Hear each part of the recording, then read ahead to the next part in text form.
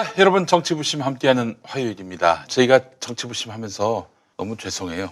왜냐면은 지지난주에는 예상치 못하게 추미애 장관의 직무정지 결정이 있었고, 지난주에는 아마도 직무정지 해제와 관련한 법원 판결이 나왔고요. 네. 가처분 처분이 나왔고, 다 저희가 녹화 끝난 다음에 벌어진 얘기여서 이거 밤에 시청하시는 분들께 굉장히 좀 핵심을 비껴가는 얘기들만 두 주 연속한 것 같아가지고 너무나 안타깝고 죄송하고 그렇습니다. 근데 오늘은 국회 법사위 오전에 통과가 됐습니다. 이제 법안이 상정돼가지고 드디어 통과가 됐어요. 공수처법 개정안. 네. 그래서 저희가 오늘 또 여러 가지로 깊이 있는 이야기들을 할 수 있을 것 같고, 논점에서 이탈되지 않는 이야기를 할 수 있을 것 같아서 너무 다행스럽습니다. 자, 오늘 또 자축하는 의미에서 특별한 음식이 나왔습니다, 여러분.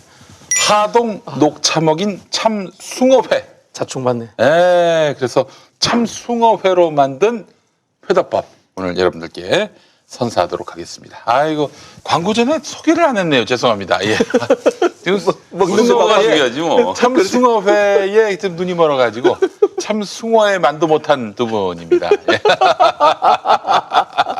자, 더불어민주당 박진영 부대변인 나오셨습니다. 네, 안녕하세요. 박진영입니다. 네, 김포 JYP 기억해 주시고요. 김포 갑을 어디? 뭐 의미 없습니다. 의미 없어요? 김포시장 나가려는 모양이구만. 아이고, 저기 뭐야 시켜주신다면. 예, 알겠습니다. 그렇죠. 지방선거가 먼저니까. 자, 그래요. 그리고 열린민주당 김성회 대변인 나오셨습니다. 어서 오십시오. 예, 오른손에는 김숭어회입니다. 그래요. 제가 참숭어회 엄청 좋아하는데요. 그렇습니다. 예.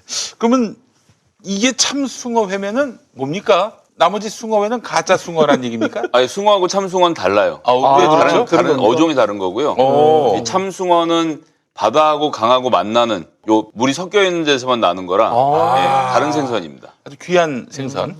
이게 양식을 하긴 하지만 어쨌거나 물살이 굉장히 빠른 곳에서 잡는 거라 탱글탱글하죠. 맛있겠네. 또 참숭어회가 근데 그래서 우리 흔히 하는 숭어가 뛰니까 망둥어도 같이 뛴다 할 때 그 숭어는 참숭어겠네. 그건 그냥 숭어고요. 그냥 숭어입니까? 그래요. 그러니까 이 않겠습니다. 숭어는 굉장히 건강한 물고기입니다. 그래서 이 회도 어마어마하게 맛있어요. 예, 여러분들께 오늘 강력하게 추천하겠습니다. 추운 계절은 겨울이죠. 추운 겨울은 방어의 계절이기도 하지만 숭어의 계절이기도 합니다. 요즘 일본산 방어가 대량 유통되면서 우려도 커지고 있는데, 자, 여러분들께 소개해드리는 오늘 이 참숭어는 섬진강 맑은 물에서 하동 녹차를 먹고 자란 100% 국내산 참숭어를 압도적 최저가에 공급하는 것입니다. 하동 녹차 먹인 참숭어는 조류가 빠른 곳에서 양식돼서 아주 그 고기가 좋다고 말씀드렸죠. 쫄깃 담백하면서 육질도 단단합니다. 게다가 일반 참숭어 같은 경우 바다의 뻘을 먹는 습성 때문에 일반 흙냄새가 좀 많이 난다고 하는데, 일반 하동 녹차 숭어는 해상 가두리로 양식해서 물 위로 띄워서 키우기 때문에 흙냄새 따위는 전혀 걱정 안 하셔도 되겠습니다.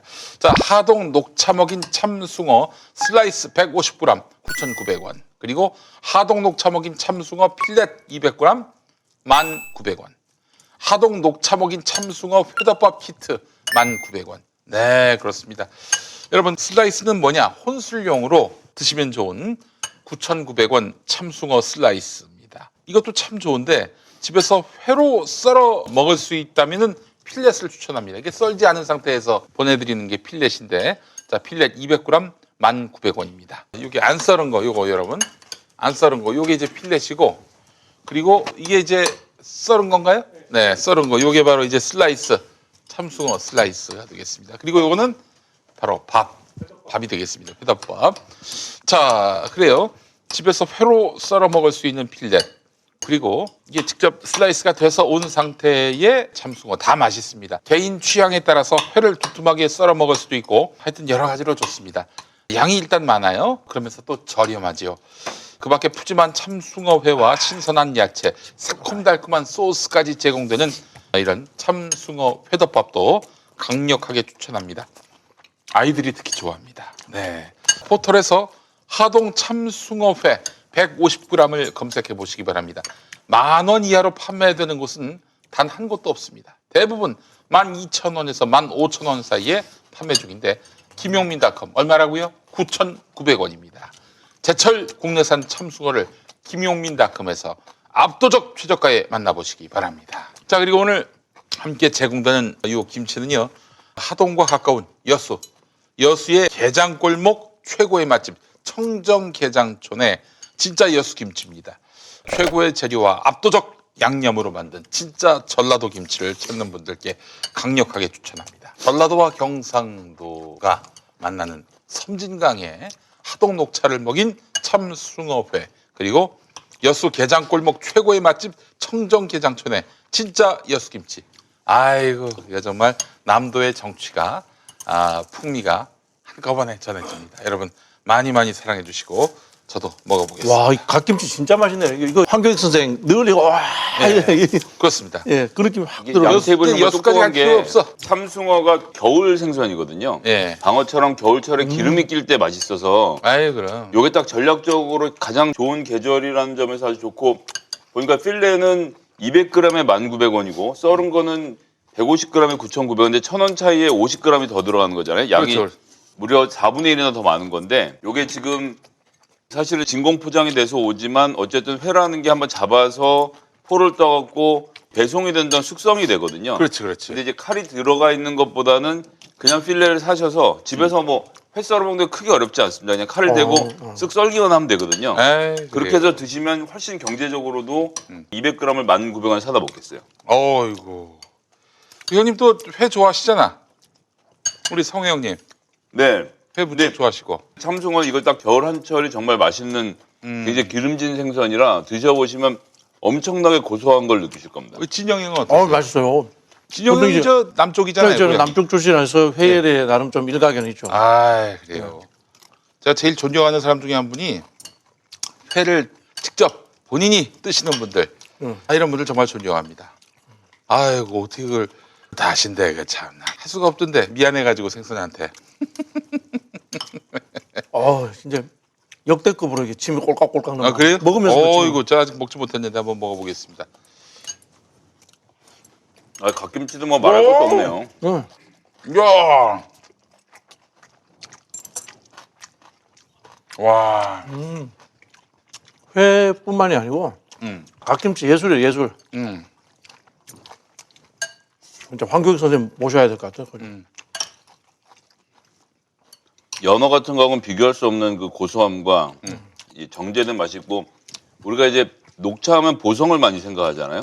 양으로는 보성이 앞서는데 하동도 원래 녹차를 많이 키우는 곳입니다. 그래서 질 좋은 녹차들을 키우는데, 이 녹차의 또 장점 중에 하나가 뭐냐면 항생제를 대신할 수 있어요. 이게 면역력을 높여주거든요. 근데 이제 실내 양식에서 가장 큰 문제 중에 하나가 생선끼리 부딪히니까 이걸 항생제를 많이 먹여야 되거든요. 그래서 그 항생제 대신 녹차를 먹이면 항생제 양을 줄이면서도 굉장히 청정하게 유지를 할 수 있기 때문에 이걸 이제 말린 녹차를 사용해갖고, 좋은 녹차는 사람이 마시고 그 남는 것들은 다 갈아서 이 생선에게 줘서 생선의 면역력을 높이고, 이런 좀 서로 효과를 같이 보는 거죠. 굉장히 전략을 잘 짠 하동의 특산물이네요. 야, 이게 정말 남도 분들이 좋아하실 회고요. 이 횟감이 안 하고 가장 맛있을 때, 안 하고 가장 맛있을 때 그 맛인 것 같아요. 가장 싱싱한 안 하고. 숭어를 처음 먹어봐가지고 기름은 많이 들어갔지. 숭어가 보통 우리 이 정도 팔뚝만 합니다. 팔뚝만 하고, 예. 네. 이제 흰살 생선이고 이 턱 위로 좀 올라갔죠. 머리가 살짝 위로 올라간 이런 형태로 생겼어요. 이건 진짜 어떻게 이런 게 다 나왔대? 아유, 진짜. 여러분, 딴 데 가지 마시고 요즘 코로나 때문에 어디 이동하는 걸 별로 권장하지 않잖아요. 집에서 드시죠. 얌 테이블이네, 또 얌 테이블. 야, 그러니까 겨울철 딱 이 참숭어를 내놓는 게 대단한 사람들인 것 같아요. 하동 녹차는 어떻게 먹였나? 사료 대신에 이걸 준 모양이죠? 아마 사료에 섞어서 뿌릴 것 같아요. 예. 녹차를 갈아가지고 사료에 섞어서 뿌릴 것 같아요. 보통 우리 뭐 하는 떡밥이라고 하잖아요. 떡밥 작은 형태 알갱이로 만들어서. 야, 최고입니다. 최고. 이게 강하구에서 바다랑 만나는 데서 키우는 거랑 숭어가 바쁘게 움직여야 되거든요. 그래서 운동을 많이 하기 때문에 그래서 살이 탱글탱글합니다.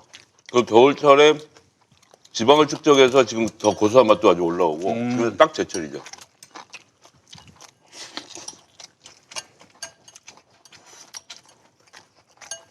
좋아요.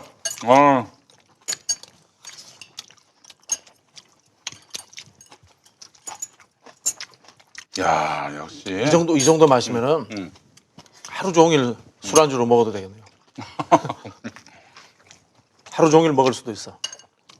국민의힘 의원들한테 법사위원들한테 제공하고 싶어요. 씨들도 회를 보면 환장할 거 아니야.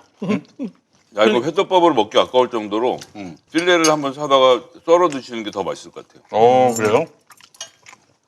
양테이블은 정말 대단해. 필레 그러니까 필리버스터 생각나네. 필로 하니까. 여러분, 국민의힘이 필리버스터 하면은 우리 참숭어, 얌테이블 하동록 처먹인 참숭어 필렛으로 구매해 주시기 바랍니다. 200g 1,900원입니다. 뭐 오래 안 하실 거니까 필리버스터 해봐야 뭐 뻔하니까 하루치만 사서 드세요. 국민의 의원님들. 아, 너무 약하더라고. 그 사람들 그 말을 못해. 예전에 그때 우리 민주당 쪽에서 기록 세우신 분이 누구죠? 이종걸. 이종걸. 아. 정청래 의원도 오래 하셨잖아요. 아니. 은수미, 정청래, 이종걸 이렇게 깨져 기록이. 그래서 이종걸 의원은 별로 빨리 끝냈으면 하는 걸 바람을 갖고 있었고 예. 미안해 갖고 그냥 길게 했어요. 길게.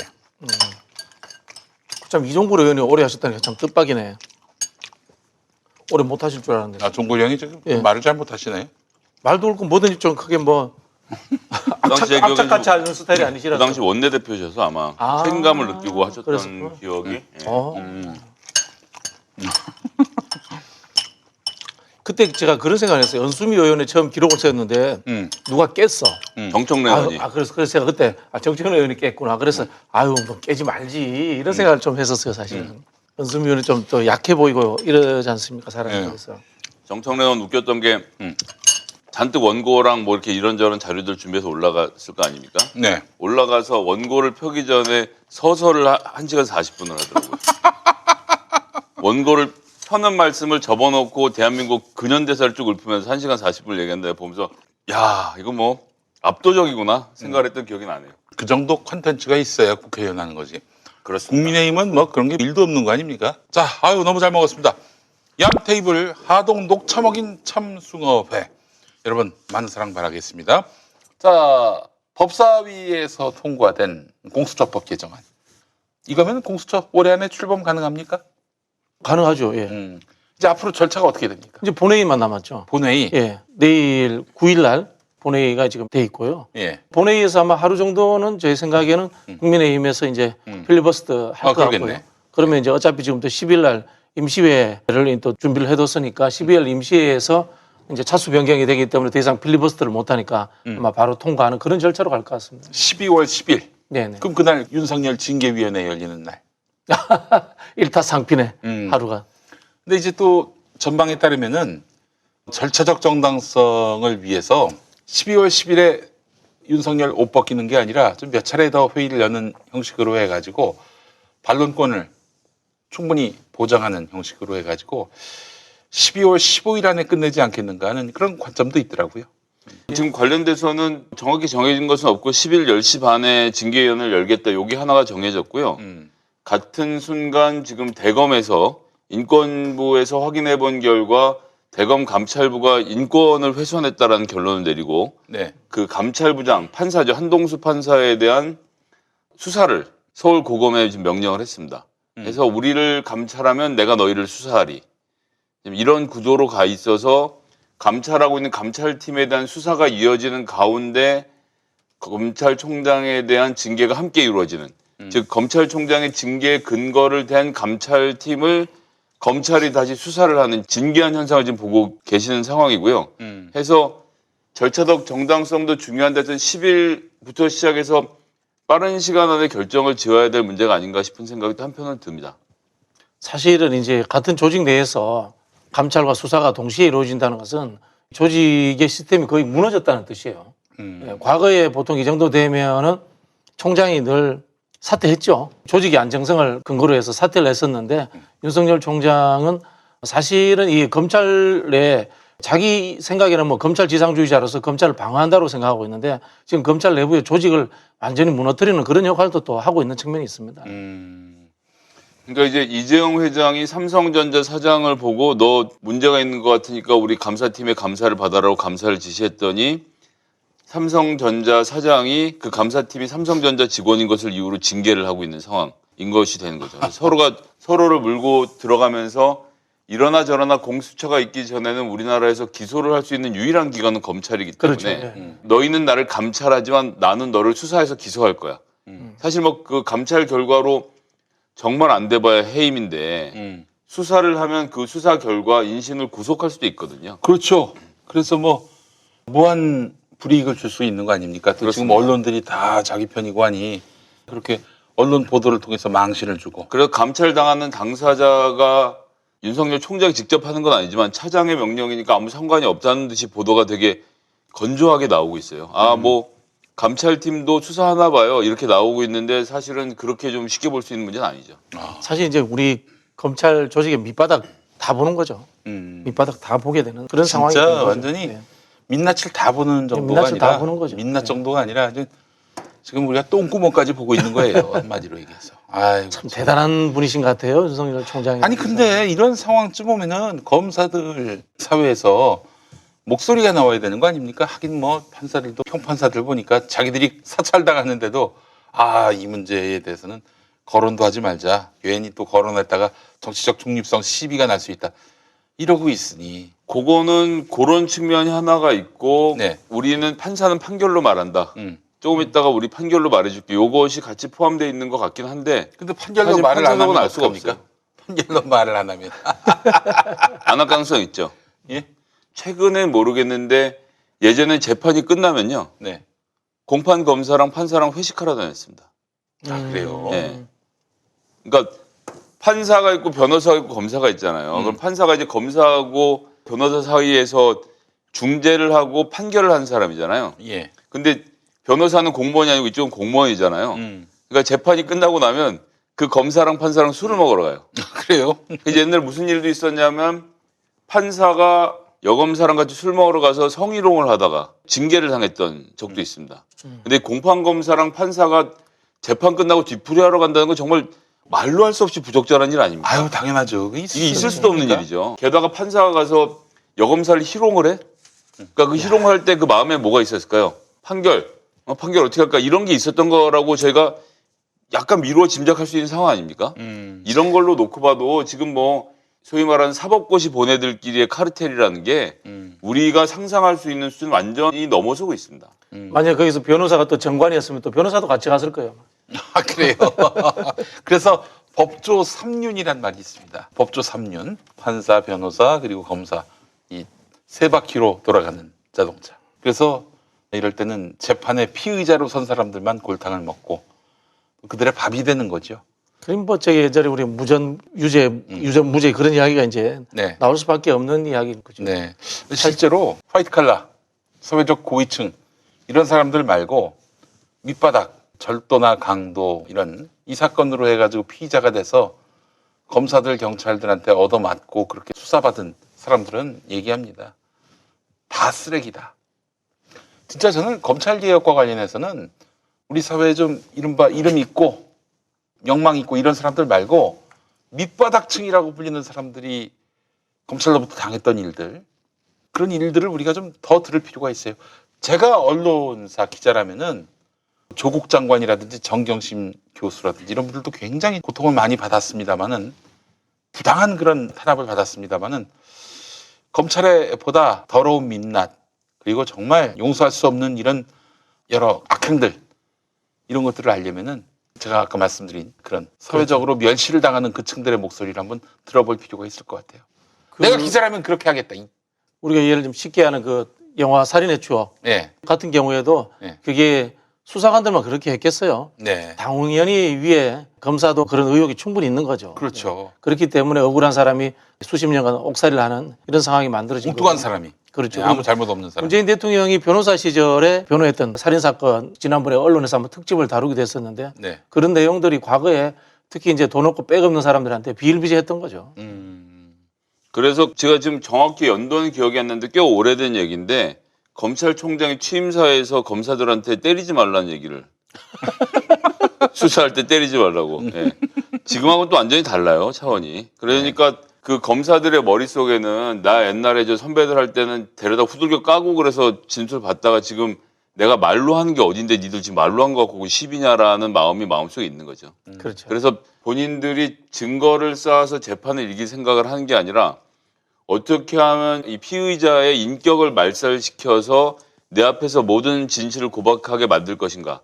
그리고 여기서 중요한 것은 현재 현행법상으로는 검사가 받아낸 진술 그리고 무인이라고 그러죠. 도장을 찍는 순간 판사가 이걸 증거로 받아들이거나 안 받아들이거나 자기가 정할 수 있어요. 그리고 증거로 받아들이는 경우에는 법정에서 진술을 바꾸더라도 판사가 인정 안 해줍니다.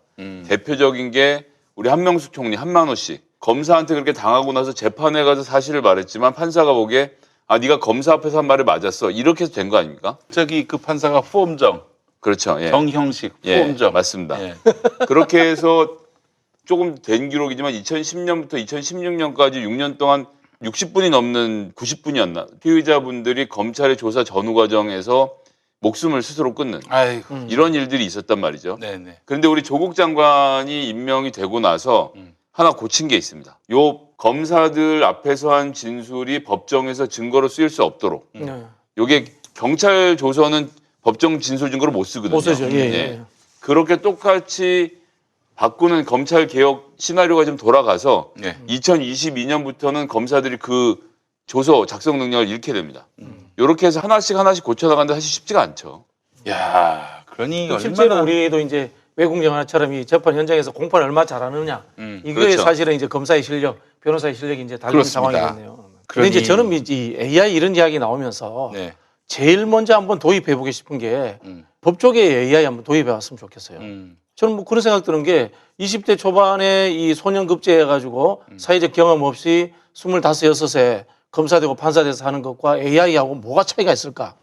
이런 한번 좀 법조 3륜 전체에 대해서 의문을 한번 제기하면서 차라리 인공지능이 보다 좀 평등하지 않을까 이런 생각해 봅니다. 한 번씩. 네, 알겠습니다. 저희가 좀 놓고 하는 사이에 속보가 들어왔습니다. 강용석 긴급 체포. 더불어민주당이 고소한 건으로 지금 긴급 체포가 된 것으로 나오고 있고요. 네네. 내용은 이만희하고 대통령하고. 악수를 하는 사진인데 이만희 씨가 어떤 신도하고 악수한 사진인데 그냥 봐도 문재인 대통령이 아니었거든요. 근데 이게 천지일보에서 보도가 됐다는 이유로 해서 그것을 문재인과 이만희가 친한 사이다 이런 식으로 허위사실 유포한 것에 대해서 고소당한 건으로 긴급 체포가 됐는데 본인들 주장으로는 도주의 우려가 없고 방송한 이후에 그것이 아니라고 사과 방송도 했고 한데 왜 자기를 구속시키느냐 뭐 이렇게 좀 항변을 하고 있는 중이죠. 근데 그건 이제 본인들 주장이고 네. 실제로 지금 강용석 씨가 퍼뜨려 놓은 여러 가지 가짜뉴스가 엄청나게 많지 그럼요. 않습니까? 그래서 어느 건인지는 가서 확인해봐야 알지만 강용석 씨가 지금 집행유예 중일걸요 아마? 그렇죠. 예, 뭐 비슷한 건들이 집행유예 중이기 때문에 네. 아마 바로 이 긴급 체포가 됐을 거로 생각이 들고요. 그 도도맘이라고 했나요? 예, 이 관련 예. 건도 민사소송에서 져서 아마 손해배상을 최근에 물은 걸로 알고 있는데 예. 참 법 알기 우습게 알고 국민들 알기 우습게 아는 결과로 드러나는 것이 아닌가. 예. 우리 저기 아니 근데 이 사람은 그렇게 가짜뉴스 유포해도 또 누군가를 모독해도 그렇게 해서 자기가 손에 물더라도 남는 게 더 많아요. 남는 게 더 많으니까 더 하는 거지 뭐. 전 세계 슈퍼챗 1위였나 10위 안에 들죠 거의. 와 대단하네. 이런 거는 그러면 정부가 좀 통제를 할 필요는 없을까요? 빤스 목사도 지금 뭐 베스트 5 안에 들어가요. 근데 뭐 슈퍼챗을 받는 행위 자체를 통제할 수 있는 성질의 문제는 아니라서 제가 가장 충격받았던 건 박원순 시장님 돌아가시고 나서 그 다음날 가세연의 맞아요. 그 일당들이 박원순 시장님 숙정문 가가지고 돌아가신 곳으로 추정되는 장소까지를 산행을 하면서 박원순 죽은 곳을 가보겠다라고 하면서 희희낙낙하면서 가는데 그거를 6만 명이 넘는 사람들이 실시간으로 보면서 같이 낄낄대고 있더라고요. 인간이길 거부한 거죠. 저는 저는 뭐 그 대한민국 국민이지만 그 6만 명 진짜 인두껍을 쓴 사람 구실 못하는 사람이라는 생각이 들어요. 근데 이제 그런 식의 컨텐츠들은 지금 말씀하신 대로 정부가 가세현이 하는 주장이나 슈퍼챗에 앵벌이 하는 것 자체를 법적으로 규제하거나 행정적으로 규제는 못하겠지만 유튜브가 그런 정도 내용으로 컨텐츠가 올라가는 것 같으면 그건 제지를 하거나 못하게 해야죠. 어쨌거나 일단 판사들도 이 사람들이 법의 권능을 무시할 만큼 엄청난 수익을 거두고 있다면 예를 들어서 무슨 벌금형을 때릴 때 벌금형도 상향이 있습니다만은 보통 최고형은 좀 내려야 되지 않겠는가 생각이 들고요. 그게 어렵다면은 인신구속을 통해서라도 좀 단호하게 처벌하겠다는 그런 의지를 보여줘야 되지 않겠나 하는 생각이 들어요. 예, 올여름 기사 보니까 전 세계 1위네요. 가세현이. 이래요. 누적액 7억 6천이고 지난 2020년 5월 한 달 동안 1억 2천만 원을 받았네요. 이걸 이대로 방치하면요. 야, 강용석 이 사람을 따라가야 되겠다. 이 사람 흉내내야 되겠다 하는 사람들이 푸지기수로 늘어나게 될 것이고 그런 상황을 어떻게 관리할 수 있겠어요? 모방 정부가. 가짜뉴스 유포자들이 엄청 생겨. 가짜 뉴스에서 벌금 물지 들어오는 수익이 더 많은데 뭐 이러는 사람들이 많아지면은 사회적 경종을 울릴 수가 없는 거예요. 울리지 못하는 상태고. 네, 알겠습니다. 하여튼 강용석 소식을 또 긴급하게 저희가 참 법조인들의 참 현재 시대의 민단신 같아요. 사실 우리가 이제 변호사, 법조인이라는 게 지금은 이제 국가 조직으로서 이해를 하고 있지 않습니까? 네네네. 근데 출발점들은 우리 흔히 아는 이게 소피스트라고 들어보셨죠? 네네. 변론수라는 사람들. 네. 이게 사실은 변호인의 이제 역사적인 시작이에요. 역사적인 시작이고 그것이 이제 이 민주주의와 같이 결부되어서 사실은 초창기 변론수를 하는 사람들이 이 원론을 상대로 활동하는 분들이었어요. 네네. 그런 분들이었는데 근대 국가가 만들어지면서 이제 국가 조직으로서 뭐 검찰, 판사 이런 식으로 해서 들어왔는데 최근에 와서는 이게 역으로 다시 흔히 아는 국가 조직의 성격보다는 상업적 성격이 좀 더 이렇게 강화되는 네. 그런 방향으로 흘러가면서 지금 이런 일들이 비일비재해지는 것 같아요. 예, 좀 다른 얘기긴 한데 방금 말씀드렸던 가세현의 순위를 알려주는 그 사이트에 가서 좀 확인을 해봤는데 네. 어제 1등은 김용민 TV. 역시 구독자들이 그래요? 대단하십니다. 어제? 오, 그렇게 돈이 들어왔나? 1일 1등. 아, 1일. 그래요? 예. 야. 저 보니 깜짝 놀랐어요. 여기 들어오니까 여기 보시죠. 김용민 TV 밑에 샵에서 정치 부심 이렇게 써 있어서 감사합니다. 저기 뭐야 저기 숭어에 좀 더 주시지. 자, 가져가세요. 가져. 이 필레 가져가세요. 아, 필레 가져. 예. 필레. 예, 예. 자, 그래요. 지금 정의당 같은 경우에는 또 민주당이 잘못하고 있다라고 얘기하고 있는데 아주 안타깝습니다. 뭘 잘못했다는 거예요? 의회 민주주의를 말하자면은 훼손했다 뭐 이런 얘기죠. 뭐. 그분들이 이제 뭐 길바닥 정당 안 하고 의회 민주주의 제대로 할 모양이네요. 그런 비판도 해주시고. 예, 그래요. 맥락을 전혀 이해를 하지 못하는 것 같은 느낌도 들고 말이죠. 어쩌자는 거예요, 도대체. 그들은 뭐 이거저거 다 해보자고 하는 건데 말 안 듣는 야당, 저렇게 길목 막고 있는 야당 어떡할 거야? 그러면. 지금 1년 이상을 끌었잖아요, 공수처를. 네. 이제 해결했어야죠. 또 누가 그러더라고. 토론의 기회가 보장이 안 됐대. 1년 동안 배 터지게 토론했습니다. 저희도 방송 나가서도 하고 국회의원들도 하고. 네. 토론했는데 뭘 또 토론을 또 합니까? 빨리 끝을 내야지. 그래서 관련돼서 오늘 뭐 통과된 공정경제 3법이라든가 뭐 이런 내용들도 마찬가지로 그리고 이제 특수고용 노동자에 대한 고용보험 의무화 이런 것들은 19대 국회 때부터 논의되던 아주 장기 과제였거든요. 근데 지금까지 어느 쪽도 소위 말하는 메이저를 쥐지 못하면서 공방만 오고 가는 가운데 법안이 통과를 되지 못했어요. 그리고 이번에 처음으로 민주당이 단독 의석을 확보해서 통과시킬 수 있는 상태가 돼서 통과를 시켜서 이걸 보면서 이제 국민의힘 지지자들 중에서 일부 그리고 중간지대에서 팔짱 끼고 보시는 분들 중에 일부가 니네 이렇게 하면 다음번에 국민의힘이 정권 잡으면 똑같이 되치기 당한다 이렇게 얘기를 하던데 저는 진심으로 드리는 말씀이고 요 의견에 대해서 우리 홍준표 대표님께서도 저랑 아주 똑같은 생각이신데 한쪽이 집권을 하면 집권한 쪽이 입법 활동을 할 수 있도록 보장을 해줘야 돼요. 만약 과반수가 넘는다고 하면 그 사람들이 세금 제도도 바꾸고 법 제도도 바꿔서 정부를 운영하게 해주고 그 결과를 보고 그 꼬라지가 도저히 마음에 안 든다 싶으면 정권을 갈아엎으면 되지 않습니까? 우리나라 뭐 정권 바꾸는데 혁명을 해야 됩니까? 누가 죽어야 됩니까? 그냥 선거에서 이긴 사람이 당선되는 구조이잖아요. 그리고 너무나도 다행스럽게 우리나라는 지금 김대중 노무현 대통령 때부터 시작해서 평화적으로 정권 이양을 거의 10년 사이클로 지금 서로 왔다 갔다 하면서 하고 있거든요. 네. 그렇기 때문에 정권 이양을 할 수 있는 상태라고 하면 민주당이 정부를 장악하고 의회를 장악했다라고 하면 민주당이 원하는 법안들이 통과가 되게 되어야겠죠. 일부 협상할 수 있어야 된다는 점 저도 동의하는데 국민의힘의 오늘까지의 태도는 협상의 태도는 아니었습니다. 그렇죠. 사실 예. 박병석 의장이랑 김태년 원내대표가 얼마나 욕을 많이 먹었습니까? 그렇죠. 뭐 협잡을 하니 뭐 아무것도 안 하니 욕을 많이 먹고 지금까지 어떻게든 해보려고 오만 노력을 다했는데 아니 단 하나라도 국민의힘이 지금까지 단 한 법이라도 논의를 해서 합의를 한 게 있다라면 제가 이런 말까지는 안 하려고 했는데 없잖아요. 없으면 그냥 해야죠. 이 이상 어떻게 기다립니까? 네. 1년 반을 끌었는데요. 그 사실 우리 김성애 대변인이 말씀하신 내용이 이제 흔히 하는 의원 내각제적 성격의 네. 정치 운영이죠. 의회에 다수당이 되면 다수당이 책임지고 입법을 통과시키고 만약에 그것이 국민들에게 저항을 일으킨다거나 이럴 때는 사실은 의회 해산을 일으키고 이런 식으로 하는 게 되는데요. 사실은 이제 우리 이번에 공수처법 통과하면서 20대 국회도 마찬가지고 21대 국회도 마찬가지인데요. 우리가 형식뿐만이 아니고 국회 시작할 때 과연 지금 이번 국회에서 시대적 과제가 무엇인가에 대해서 여야가 공부를 좀 했어야 되는데 제가 보기엔 안 한 측면이 있다고 생각이 들어요. 한번 말씀드릴게요. 공수처법이 지난 대선 때 여야 모두가 공약한 내용들입니다. 사실은 공수처법이라는 것이 좌우의 문제, 진보 보수의 문제가 아니에요.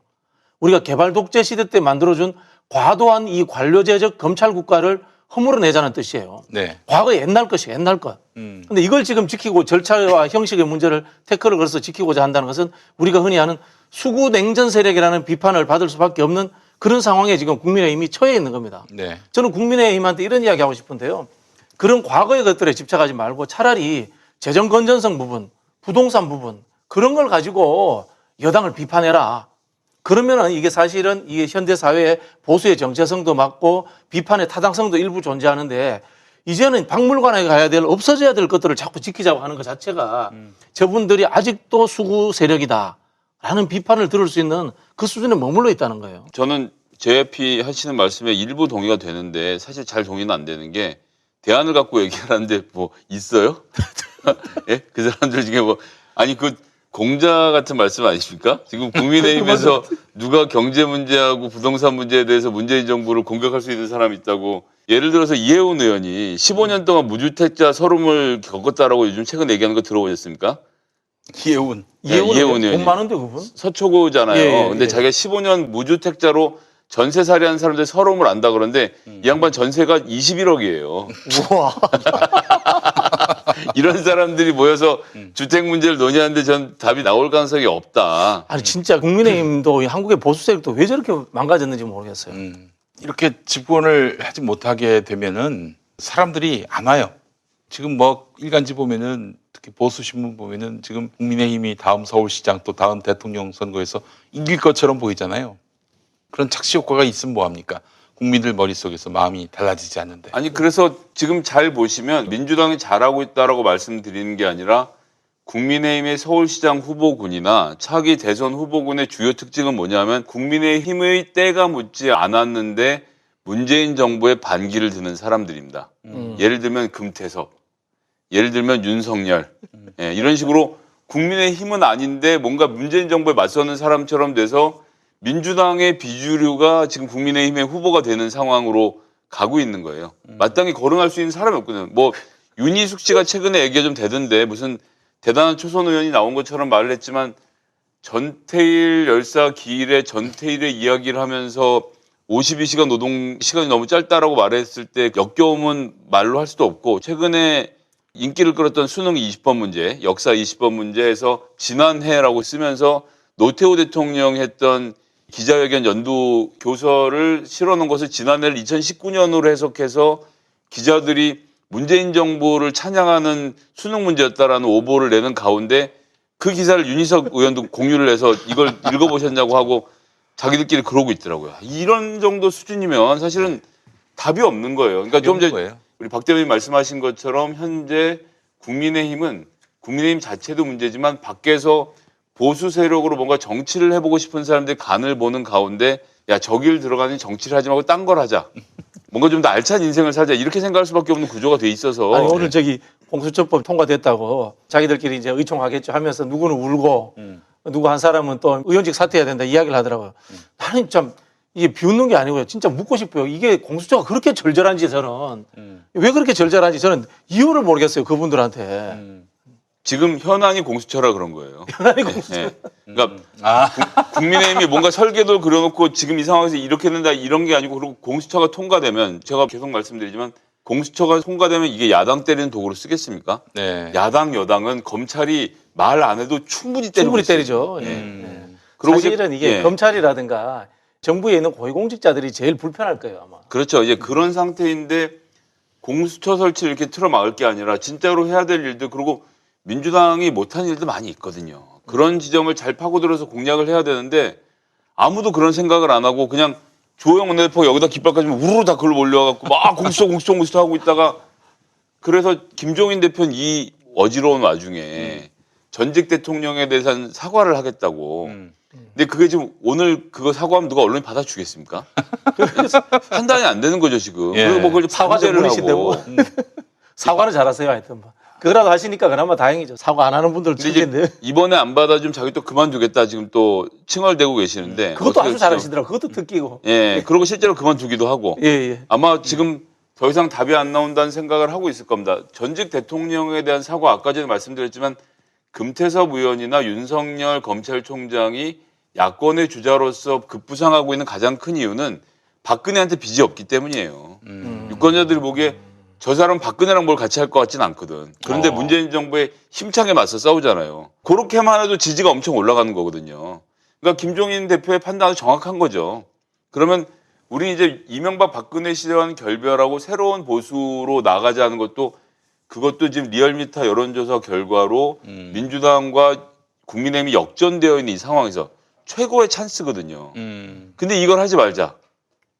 이거는 뭐 어떻게 해도 이해가 안 됩니다. 아니 어떻게 하면 딱 하나 이해되는 케이스가 뭐가 있냐면 다음번 총선 때도 박근혜 사진을 걸어야 당선되는 사람들 입장에서는 박근혜 사과를 할 수가 없는 거예요. 아, 그리고 이 사람들이 다 기본적인 지금 이야기. 대구, 경북, 부산, 경남 지역에 몰려 있죠. 그런데 제가 누차 말씀드렸습니다만 국민의힘 의원 전체의 무려 67%가 영남 지역 의원이에요. 이 사람들은 박근혜 대통령 사진을 걸어야 당선이 되는데 사과를 해? 사과를 해서 이번에 대권을 잡으면 뭐합니까? 그러면 다음번에 자기가 총선에 날아가는데 그렇지. 그렇게 하느니 22년 대선을 깔끔하게 포기하고 2028년까지의 직장을 보장한다. 아, 지금 저 같아도요. 지금 2020년인데 누가 저한테 2028년까지의 직장을 보존해 준다고 하면 저 같은 경우 이제 김용민 TV에서 직장을 좀 안전하게 지켜주시겠지만 충성하는 거죠. 딴 생각할 게 없어요. 예. 그래서 지금 PK의 대표 주자인 서병수가 반기를 들고 TK의 대표 주자인 홍준표의 명을 받는 것으로 소문이 나 있는 배현진 원내대표가 둘이 공히 김종인 비대위원장을 공격하는 것은 그런데 이유가 있지 않느냐. 그럼 그렇게 좀 저희도 보고 그러면 우리 2022년까지 이 직장을 보장해 주면 우리 김용민 앵커님이 미는 후보를 무조건 미는 걸로 그렇게 갑니까? 그럼? 아, 그럼요. 여기서 뭐 다른 판단의 여지가 없죠. 근데 여기서 중요한 것은 김용민 앵커는 본인이 지지한 후보를 방송에서 얘기하는 그런 종류의 부당한 일을 하지 않습니다. 김용민 TV를 사유화하지 않는 훌륭하신 분이기 때문에. 내 건데도 사유하지 않아. 아, 그러니까. 남이 키워준 것도 아니고 자기가 키운 건데. 예. 일단 그럼 저희는 2022년까지 보장받은 겁니다. 지금. 아이, 그럼요. 끝까지 가시죠. 예. 갑자기 저쪽 땅으로 가지 않는 이상은요, 뭐. 설마 그쪽 못 가실 걸요? 아유, 그쪽에서 저는- 그냥 안 둘 걸요? 저는 아니, 우리가 갈까봐. 우린 솔직히 귀찮아서 못 가요. 예, 저는 뭐 이제 더 이상 뭔가 정치를 할 아무런 여건도 준비도 희망도 없습니다. 저는 이제 걱정하지 마시고. 예. 이 한국의 보수 세력에게 정말 충고드리고 싶은 게 역사성이라는 것에 대해서 너무 굴레처럼 생각하실 필요 없다는 생각이 들어요. 좋지 않은 역사인데 왜 그 역사성을 꼭 지키려고 하는지 잘 모르겠어요. 그렇지. 끊어내고 이 틈에 탄핵까지 왔으면은 과거에 있었던 뭐 자랑스러운 역사 하나도 없잖아요. 저기 뭐야 박정희 독재, 군사 쿠데타, 5.16 그다음에 광주 학살 그런 과거들을 뭘 좋다고 끌어안고 있는지 아니, 전두환 모르겠고. 노태우는 잘 끊어냈잖아요. 예, 그리고 이 탄핵의 강인이라고 표현하지 말고 그분들하고 완전 절연하고 2020년에 새로 창당했다는 생각으로 그렇게 좀 정치 한번 하면서 과거의 것들을 다 잘라내고 정말 우리 세계사적으로 보편적으로 인정하는 보수 정당, 중도 보수 정당 이런 거 좀 한번 하셨으면 좋겠어요. 이 전두환 노태우를 어떻게 끊어낼 수 있었을까 생각을 해봤는데 그건 YS 때문입니다. 그렇죠. YS가 대통령이 돼서 전두환 노태우 감옥 보내면서 그 당에서는 전두환 노태우가 사라졌어요. 아니 뭐 말씀 잘하셨는데 김종인 비대위원장이 노린 것도 같습니다. 아, 그렇죠. 박근혜 이명박을 넘어서려면 내가 대통령을 해야 된다. 그렇죠. 그렇지. 그래야 박근혜 이명박을 청산하고 새로운 보수가 될 수 있다. 근데 그렇게 새로운 보수가 되면 영남 지역 의원에 대한 대대적인 물갈이가 있을 것이기 때문에 그 방향이 맞는 걸 알아도 현역 의원들은 동조를 할 수가 없는 거죠. 뭐 국민의힘 의원들이 무슨 이념이나 정책 이런 걸로 자기 정체성을 삼는 사람들이 아니지 않습니까? 보수주의가 뭔지 모를 거예요. 네, 자기들이 무슨 정치하는지도 모를 거예요, 아마. 원내대표가 이거 막아라, 응? 이거 욕해라. 그러면 그대로 그러니까 따라가요. 공수처 통과되고 생각하면 눈물이 나는 거예요. 그래. 뭔지 잘 모르지만. 뭔지 그러니까 잘 모르지만. 게임에서 진 것 같아. 그런 느낌이에요. 그죠? 돈 잃은 것 같아. 야, 그런 느낌. 좋은 직장인 줄 알고 왔는데 복도에 가서 뭐 피켓 들어라, 찬데 가서 앉아 있어라 눈물이 나죠. 예. 아마 이분들이 의원 안 됐으면 흔히 하는 말로 수입이 더 많은 분들일 거예요. 그럼요. 예. 이렇게 한직인지 모르고 와서 고생들 많이 하고 계시는 겁니다. 한 대서 고생하는구나. 실제로 이제 시사평론 활동하면서 방송하시던 분들이 국회 와가지고 이거 뭐 재미도 없고 미래도 없고 일단 내가 받는 수입이 정치하기 전 수입에 비해서 줄었어. 그렇죠. 다시 돌아가자. 이런 마음을 먹으신 분이 있다고 제가 얘기를 들었습니다. 예, 누구라고 말은 할 수는 없지만.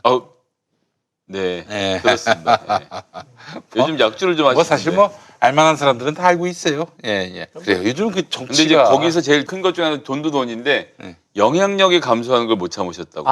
영향력? 그렇죠. 영향력이 감소하는. 아니요 방송한다고 영향력이 있습니까? 그런 정도 어떤 급이 올라가는 방송인이 되면 정치인들이 와서 자기 언급해주기를 되게 기대하고 그렇죠. 언급을 하면 굉장히 고마워하고 음. 선거 전략이나 정당 운영 전략에 대해 상의들을 하러 오거든요.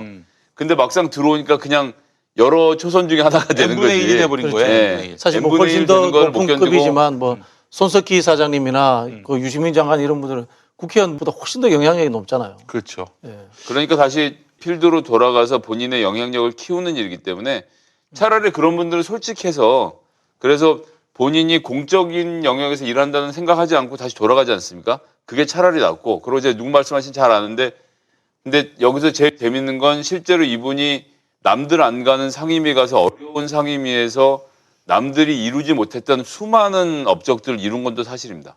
굉장히 일을 잘했어요. 네. 좀 아까운 분입니다. 그런 점에서는. 사실 우리 김용민 PD님도 국회의원들보다는 영향이 조금 더 있을 것 같아요. 아 그래요? 예. 몰랐습니다. 예. 예. 그리고 이제 저희는 조금 낮을 것 뭘 같아요. 모른 척을 해. 모른 척 하지 마시고. 아니 진짜야. 내가 쩔이지 뭐 내가. 무슨- 아유, 아니죠. 근데 어쨌든 그 양반이 그래서 지금 돌아와서 영향력이 복원됐습니까? 이제부터 해가는 단계죠. 해가는 아직은 단계. 뭐, 뭐 청취율도 너무 안 나오던데. 저는 뭐 쉽지 않을 거라고 봅니다. 예. 아니 뭐 어떻게 보면 어설픈. 자기 국회 가서 자기 자산만 다 까먹어 버렸네요. 아이고. 요즘 트렌드가 있거든요. 예. 근데 또 그 형님 얘기 생각해 보니까 그 형님이라고 했습니까? 그 형님 오와 누님, 그 형님 오와 누님은 나름대로 이 국회의원 그만두면서 정치적 무게 있는 일들 청와대 가서 무슨 일을 하고 싶어했다는 그런 소문이 있습니다. 그러나 그 길이 막히면서 지금 뭐 다시 필드로 나왔고 지금 뭐 하나만한 얘기만 하고 다니더라고 보니까. 예. 참 방송의 트렌드가 빨리 바뀌는 것 같아요. 그 그럼요. 양반은 네. 그 트렌드를 놓쳤어요. 옛날에 그 양반이라고 했습니까? 네. 그냥 그분이라고 하세요. 그분이라고 쉽게. 하겠습니다. 예, 제가 그분은 지금 트렌드를 놓치고 있습니다. 아주 고생 많이 하시더라고. 예. 자, 알겠습니다. 결국 뭐 순리대로 순조롭게 공수처법이 통과가 되겠죠? 그렇죠. 제발 진짜 이번 주 안에 끝냈으면 좋겠어요. 네, 네. 그럼 뭐 개정안도 사실 내용을 보면 아주 많이 바꾼 건 아니라서요. 일단 그렇죠. 네. 7명 중 6명을 3분의 1로 바꿨는데 이거 갖고 이제 뭐라 그러신 분들 위해서 좀 한 말씀만 드리면 이게 비토권 아닙니까? 네. 비토권을 보장하겠다는 건데 비토권을 원래 갖고 있는 사람이 대통령입니다. 그러니까 국회가 입법을 해서 법안을 만들면 대통령이 행정부에서 이걸 거부할 권리를 갖고 있죠. 그걸 이제 제의 요구라고 하는데 다시 한번 심사해 주세요 요구하는 게 비토권인데 제의 요구를 하면 국회로 가져와서 과반수 출석에 3분의 2 찬성으로 대통령의 비토권을 다시 무력화시킬 수 있거든요. 그렇죠. 예. 근데 이게 법 체계상 가장 센 겁니다, 사실은. 그런데 지금 국민의힘에게 주어진 권한은 내는 족족 모든 후보들을 너 안 되라고만 말만 하면 계속 무한정으로 안 되게 만들어 놓은 거거든요. 이렇게 허용하는 것은 어떤 법의 체계 안에서도 없었던 일이기 때문에 대통령의 비토권보다 더 세게 주는 것은 말이 안 되는 것이고 그리고 지난번에 논의할 때도 보셨지만 민주당에서 추천한 사람이 되지 않았거든요. 네. 법무부 장관이 추천했던 여성 판사랑 대한변협에서 추천했던 헌법재판소 연구관, 즉 완전히 민주당의 영역과 다른 사람들이 올라가서 대한변협이나 이런 보수적인 분들까지 다 찬성을 했는데 그것조차도 안 된다라고 투표를 안 해버리고 기권하고 이러면서 분탕질을 친 것이 국민의힘이었거든요. 그렇지. 그래서 요걸 하나 고쳤고 그다음에 현행 10년으로 되어 있는 변호사 자격을 공수처 검사로 온 걸 7년으로 줄였습니다. 근데 이건 왜 필요하냐면 일반 필드에 나가서 변호사를 하면 경력 10년이 되면 그 변호사 로펌의 파트너급이 되거든요. 파트너부터 월급 받는 게 아니라 지분으로 받는 거기 때문에 진짜 어마어마하게 벌기 시작을 하는 거예요. 그렇습니다. 그렇게 벌다가 여기 와서 수사 검사를 해서 박봉에 시달리면서 직장을 다니라고 하는 게 쉽지 않거든요. 그래서 좀 더 젊은 사람들에서 김용민 의원은 5년으로 좀 제안을 했는데 그게 이제 절충하는 가운데 7년으로 바뀐 건 뭐 이런 정도가 개선이 됐고 나머지 기소 범위 등은 건드리지 않은 상태로 통과가 된 거라 뭐 네. 민주당이 했더라도 무리하게 해서 법을 많이 바꾼 것은 아니고 정말 최소한의 필요한 절차들만 바꿨다는 점에서는 좀 한편으로 아쉽기도 하고 근데 어쨌거나 출범을 시켜놓고 이런저런 것들을 따져봐야 되겠죠. 그리고 하나 더는 추천위원을 국민의힘이 추천하지 않을 경우에는 법학전문대학원 협의회의 회장하고 그다음에 법대 총 모임이 있거든요. 거기 이사장. 이렇게 이사장 이렇게 두 분이 대신 들어오는 걸로 돼서 중립성은 그대로 유지되는 상태로 공수처장 임명이 이루어질 겁니다. 현실적으로 민변이 출범한 이후부터는 대한변협은 상당히 보수적 입장을 기본적으로 견지해 왔고요. 당연히 또 그러다 보니까 법대 대학원 이사장들도 우리가 생각하는 이상으로 보수적입니다. 현실적으로 이 법이라는 것이 사회적 현상이 생기고 보편화된 이유에 따라서 오는 게 법이기 때문에 법을 집행하는 사람들은 보수적 성향을 가질 수밖에 없는 그런 속성을 가지고 있습니다. 네. 그런 부분의 문제이기 때문에 이게 과도한 것은 전혀 아니고 말씀하신 것처럼 7명 중에 5명이라고 하는 것은 3분의 2를 넘는 거기 때문에 반대의 권한을 충분히 인정해 준 겁니다. 네, 그렇게 받아들이시면 되고요. 예. 이제 하나 좀 설명을 드리자면 우리가 이제 이 상황을 비토라고 해서 거부권을 준 것처럼 생각을 했는데 네. 사실은 우리가 이제 정치적으로 해석하니까 거부권이라고 표현했지 이거는 의결 정족수를 그렇게 정한 겁니다. 그렇지. 거부권을 정확하게 말씀드리면 아까 말씀하신 것처럼 법이 올라왔을 때 대통령이 거부하는 권한을 비토권이라고 표현을 합니다. 그런 상황인데 이분들은 실제로 거부권인 것처럼 이것을 행사해 왔어요. 이 상황은 어쨌든 간에 법에 보장되지 않은 거기 때문에 없애야 되는 상황이 맞습니다. 그러니까 기본적으로 법치주의에 대해서 자기들이 그 아래에 있다라는 걸 인정하지 않아요. 공수처를 만들려고 법을 어떻게든 통과가 된 건데 공수처를 만드는 걸로 해서 법이 통과가 됐는데 왜 거기에 역행하냐 이거예요. 20대 국회가 만든 법은 자기 모르겠다 이런 말도 안 되는 얘기인 거예요. 그 회방을 놓아. 회방을 놓으면 어떡합니까? 만든 법이 제대로 작동할 수 있도록 역할을 해야 되는 게 입법부의 역할 아닙니까? 그러면 민주당이 저쪽 국민의힘이 반대한다고 내내 그렇게 뭐 할 일을 안 하고 그러면 국민들의 비난을 어떻게 감당합니까? 난 그런 의미에서 보면은 정의당이 참으로 답답해요. 아니 왜 시시비비를 못 가려? 그런 식의 논평이나 비판은 이미 딴 데도 많이 하고 있는데 왜 수구 언론에 뭐 한마디라도 좀 실리기를 바라는 마음에서 그런 논평을 냈나? 도대체 그 무슨 의미가 있냐 이거예요. 한 번씩 보면은 단체로 진중권 되고 싶어 하는 것 같아요. 이상한 양비론 갖고 와가지고 너무 극단적으로 이야기했나? 아니 이상한 양비론 맞습니다. 김